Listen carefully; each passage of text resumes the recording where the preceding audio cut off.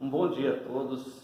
Acabei de chegar do trabalho, cansado, com sono. Estou aqui na casa de um pastor, um ungido de Deus, de um evangelista, um homem de Deus. E vamos gravar aí mais um vídeo.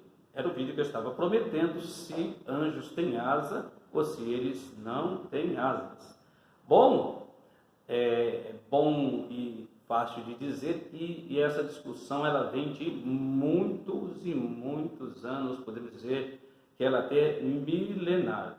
E não vai ser hoje que nós vamos extinguir este assunto e botar uma pedra final. Não podemos cravar dizendo que os anjos têm asa e que eles não têm asa. Para mim, eu tenho uma opinião mais ou menos formada, que no final do vídeo eu vou tecer aí, dar a minha opinião e o que eu achei depois de muito estudar a respeito do assunto. Primeira coisa que nós precisamos entender, e eu já vou aqui utilizar uma palavra que ela é bastante utilizada na teologia para identificar algo que Deus fez, né, para com o ser humano que é finito. Então você já vai aprender uma palavra que nós utilizamos na teologia, uma palavra, não vou dizer nem que é técnica, né, mas ela tem um significado diferenciado da nossa língua, do nosso país, tá? A palavra é acomodação. E o que é acomodação? O que tem a ver isso com os anjos? Se eu vou falar sobre os anjos, agora estou falando sobre Deus. É para que você entenda de uma coisa, nós vamos entender outra. Acomodação significa Deus se humilhar. Ou seja, Jesus, ele se humilhou, nascendo numa manjedoura. Nós sabemos que a história conta que não havia lugar aonde havia os hotéis da época, e por isso Jesus nasce numa manjedoura. Mas ele nos dá um exemplo, ele é o verbo que se fez carne e habitou entre nós. Da mesma forma, Deus se humilha, ele deixa os seus céus como morada para habitar no meio do seu povo. E nós vimos essa questão da acomodação, nessa questão dele, do nosso próprio Deus, nosso Senhor, nesta acomodação, dele se humilhar perante o ser humano, ao ponto de quando nós vimos no livro da criação, dizendo que Deus, quando ele vai fazer o homem, ele diz, façamos o homem a nossa imagem e semelhança. Se eu entender que eu sou a imagem e semelhança de Deus, nós vamos pegar algum texto para fazer um comparativo, que Deus, ele tem os olhos como chama de fogo. Eu não tenho olhos como chama de fogo, então eu não posso ter a semelhança de Deus. Se eu pegar o texto literalmente e for aplicar, eu não sou a imagem e semelhança de Deus no sentido de aparência, porque Deus é Espírito. Então veja, isso são formas de Deus se comunicar com a sua criatura, com o seu filho que é limitado, que é finito. Vamos entender uma coisa, o nosso Deus, ele criou os céus e a terra e todos os planetas e coisas que nós nem sabemos que foi criado, né? Então, como é que uma mente finita vai entender um Deus todo-poderoso? A Bíblia nos revela, ela nos declara algumas coisas a respeito de Deus. Mas seria este pouco que nós sabemos de Deus, seria isso tudo Deus?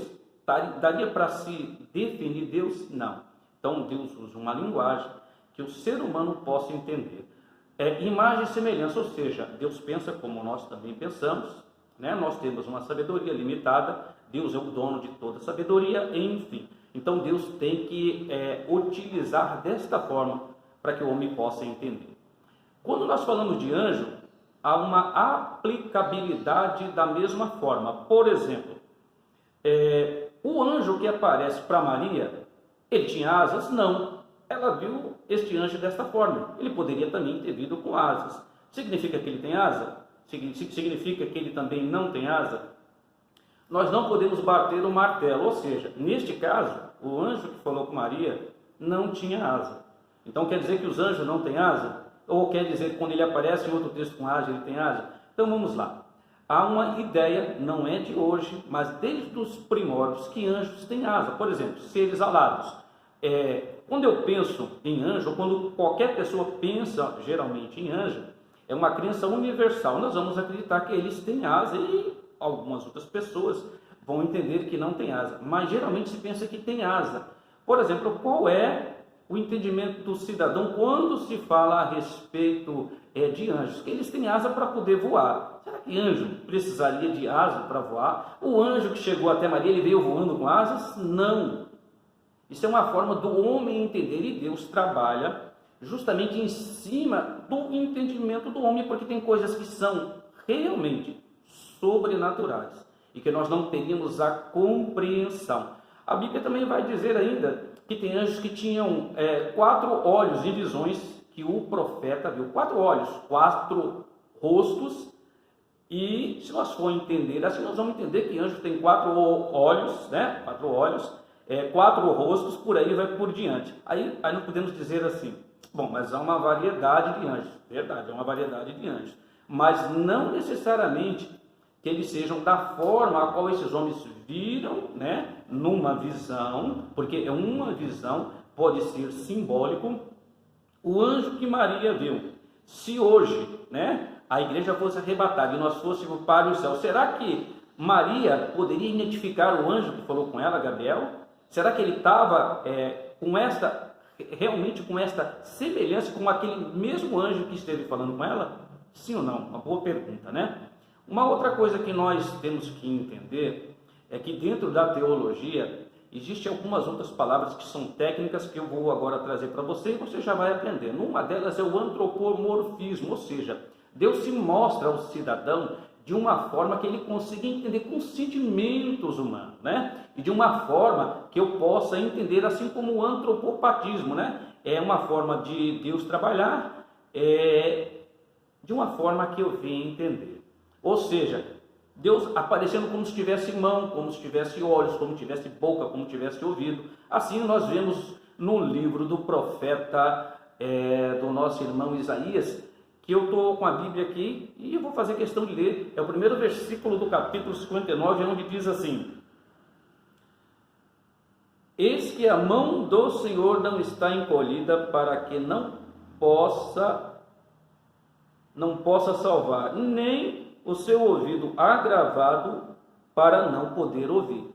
Então, se eu for entender que Deus ele tem mãos, olhos, como é que eu consigo entender isso? Eu consigo entender isso porque é uma forma de Deus se comunicar. Por exemplo, eu clamo. Se eu estou clamando, se eu estou orando, alguém precisa me ouvir.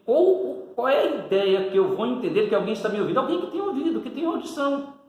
É isso que eu vou entender. E Deus vai facilitar esta comunicação com os seus servos, com a sua igreja, com o seu povo, com você que está me ouvindo, desta forma. Antropomorfismo e antropopatismo. Palavras utilizadas, são palavras, digamos, que vai nos ajudar a compreender um pouco melhor. A Bíblia diz também, lá no Salmo de número 91, que muitas pessoas deixam as suas Bíblias abertas nos seus lados, no Salmo 91, para espantar, sei lá o que, né? Bíblia é para ser lida, não é para deixar aberta ali, não vai resolver nada aquilo ali. Não adianta eu ter a Bíblia e não aplicá-la na minha vida, mas o pessoal deixa, e nós entendemos, respeitamos, né? Isso acontece muito. E no Salmo 91 vai dizer uma parte que o Senhor, né? O Senhor vai demonstrar que parece que Deus tem asa, debaixo das suas asas estará seguro. Então Deus tem asa também? Se eu for começar a entender que anjo tem asa e que Deus também tem asa, nós vamos ter aí um problema. Isso é simbologia. Não quer dizer necessariamente que Deus tenha asa. Não quer dizer necessariamente que ele tenha asa. Nem os anjos também. Força de expressão. Uma oportunidade. Jesus já havia pregado, ele vai entrar em Jerusalém e o texto vai estar descrito nos evangelhos, que ele entra em Jerusalém e ele solta a seguinte frase: como eu gostaria, né, Jesus falando, né, de ajuntar todo este povo como a galinha ajunta os seus pintainhos, ou seja, os seus pintinhos debaixo das asas. Quer dizer que Jesus também tem asas. Enfim, essa questão, como é polêmica, nós não vamos conseguir aqui elucidar, mas o fato é o seguinte: uma das coisas que nós temos que fazer é perguntar ao texto se realmente esses anjos têm asas e por que eles aparecem desta forma. A Bíblia diz que quando Deus vai falar com o povo e utiliza Moisés, o povo não quis porque ficou com medo, porque viu trovões, relâmpagos, o fogo subindo no Monte Sinai de cima até embaixo. Quer dizer que Deus é este fogo? Deus é este trovão? Será que sim? Será que não? Lógico que não. É uma forma de manifestar ao povo que Ele é Deus, que Ele é todo poderoso, né? É um jeito deles se manifestar, não quer dizer que Deus é assim. Nós vamos ver um outro texto que fala a respeito de anjos com asas, e assim eu vou encerrando, né? Que segundo o profeta diz que os anjos tinham 6 asas, eles cobriam o rosto, cobriam seus pés, enfim, e diziam santo, santo, santo, santo, santo. Ao olhar o texto, será que esses anjos, eles não têm acesso direto a Deus? Eles precisam cobrir o rosto, para que cobrir o rosto? Para quê? Qual o motivo? Qual é a lógica deles cobrir o rosto? Se tiver algum motivo, você me diz. E eu sei mais ou menos qual é o motivo, tá? O primeiro curso de teologia que nós tivemos a oportunidade de fazer vai nos demonstrar ali, tá, o entendimento daquele autor, né, que compilou aquele material. O entendimento dele eu também assino embaixo, né? Quem sou eu para dizer alguma coisa?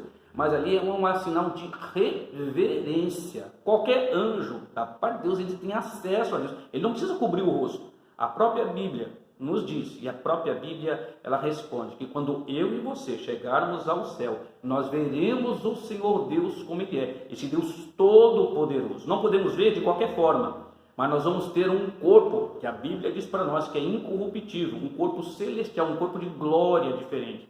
Os anjos, eles têm este privilégio. Os que forem expulsos não têm mais este privilégio, e os que estão lá têm este privilégio. Então, nós precisamos entender que muita coisa que a palavra nos diz tem uma linguagem diferente para cada texto.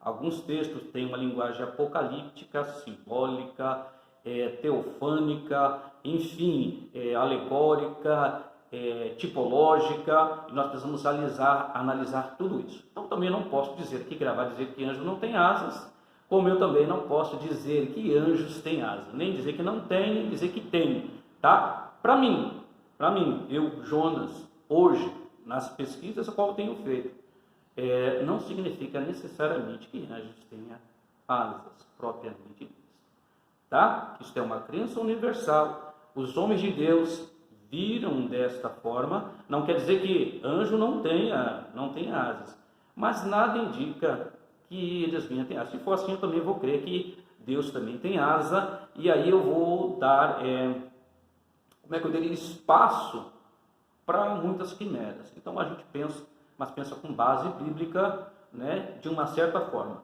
Como eu não sou o bambambam de Bíblia, né, eu deixo aí para você, com toda essa argumentação, para você aí pensar e você decidir chegar a um ponto final, a um denominador comum. Para mim, na minha humilde concepção, anjos não têm asa. Não quer dizer que não tenha, mas para mim não tem. Mas se alguém disser e estiver ensinando a dizer que tem, amém, né? Numa escola dominical, você que de repente dá aula, você que estuda, você que está aprendendo, você que passou aqui, né? Somente dê uma olhada. Nós sempre precisamos aprender a palavra de Deus, né? É uma coisa muito boa. E se nada do que eu te falei, de certa forma, te convenceu, vai servir de argumento para você poder explanar, para você utilizar como argumentação, tá bom? Desde já eu agradeço.